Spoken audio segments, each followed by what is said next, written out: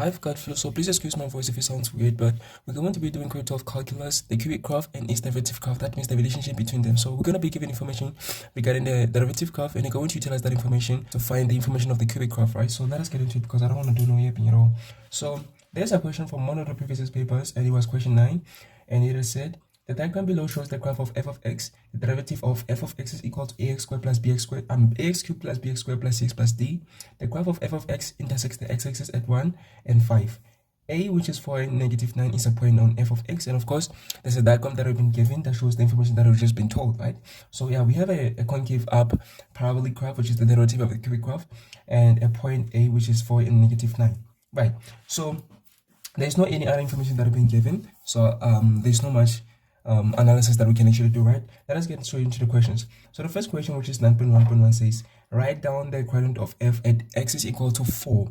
So that question is only worth 1 mark. A lot of learners gonna be stunned on how to determine the quadrant of the tangent and the other thing is that there's no information that actually can lead us to the quadrant of the tangent, and also it's only 1 mark. So they're gonna be like, how am I gonna be able to determine the quadrant? Why is this question 1 mark? You know what I'm saying? Right, so it is 1 mark because of reason. Let me actually show you why it is 1 mark.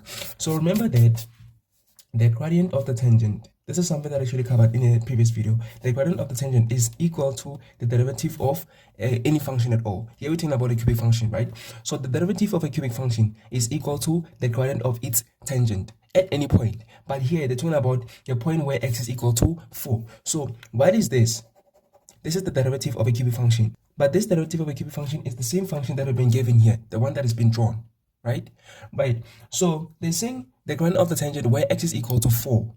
So remember that on this graph here, which is the derivative, which looks like this. Then we have a point here, which is a, and it is 4 and negative 9. On this curve here, which is f prime of x, which is the derivative of a cubic function, there's going to be a point where x is equal to 4, right? So since this is already the derivative, this function itself represents the gradient of the tangent. But the gradient of the tangent where x is equal to 4, that means what is the corresponding y value when x is equal to 4? It is negative 9. Okay, so this is the same as, for example, we had f of x is equal to ax cubed plus bx squared plus cx plus d. And we said, what is the gradient of the tangent at any point? The gradient of the tangent at any point would be the f prime of x, which is the derivative, which is equal to 3ax squared plus 2bx plus c. This that you see here, it is a derivative of a cubic function, but it is also the gradient of the tangent. But it is at any point, at any x point. But we want it where x is equal to 4. So you're going to be at the gradient of the tangent, which is the derivative at 4 is equal to 3a and then 4 squared plus 2b and then 4 plus c. Okay, so this that you see here is already represented on the curve or on the graph, right? So what is this equal to? We have the value of a, b, c. Not really that we have it because they didn't actually provide us with any of the equations, but we know that it is equal to negative 9 because that is what we've been told. We've been told that f prime where x is equal to 4 is 9. That is represented on the curve. So that means that the gradient of the tangent where x is equal to 4 is 9. That is why it is worth 1 mark because the answer is already there. I hope that I've actually explained in a way that you understand. So that means the answer to 9.1.1 is that the gradient of the tangent is equal to negative 9. This is where x is equal to 4. Simple. That's how you get to 1 mark. Anyway, let us go to the second question. 9.1.2 says, determine the x coordinates of the turning point of f. So remember what I said? I said that we're going to be given information regarding the derivative graph, and we're going to utilize that information to determine the information regarding the cubic graph. Right, so what information have been given regarding the derivative graph? They've given us this sketch here. Can you see that? Let me shift a little bit to the left. Okay, so this is what we've been given, and of course we do have the x-intercept and the y-intercept right there. I'm not going to be accurate, but we've been told that the first x-intercept is 1, the second one is 5, right? So what did I say about the x-intercept of a derivative graph? I said that the x-intercepts of a derivative graph are equivalent or the same as the x coordinates of the turning point of the cubic graph. There's in a previous video, in one of the previous videos, I actually explained the relationship between a cubic graph and its derivative graph. And I said that one of the ways that they relate is through the x coordinates of the turning point of the cubic graph and the x values of the x-intercepts of the derivative graph. So since we have, and I told you that we're going to be given information regarding the derivative graph, which is the case in this example. So they've given us the x coordinate of the x-intercepts of the derivative graph. I said that they are the same as the x coordinates of the turning point of the cubic graph.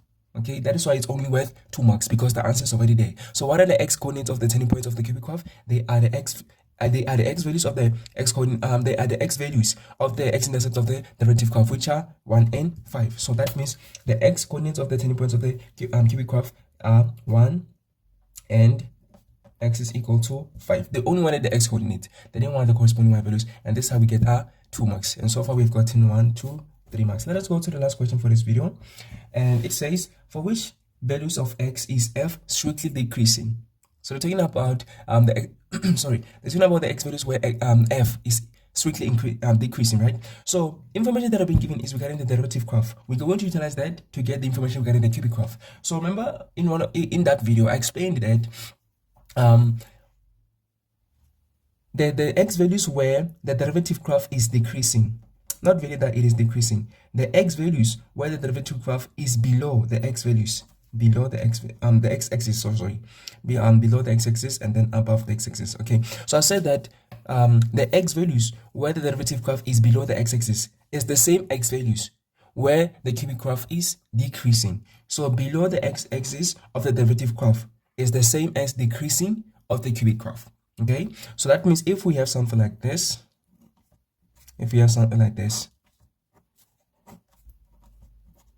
and this is the derivative graph, then that means that, okay, we have the x coordinate of the x-intercept, the x coordinate of the x-intercept.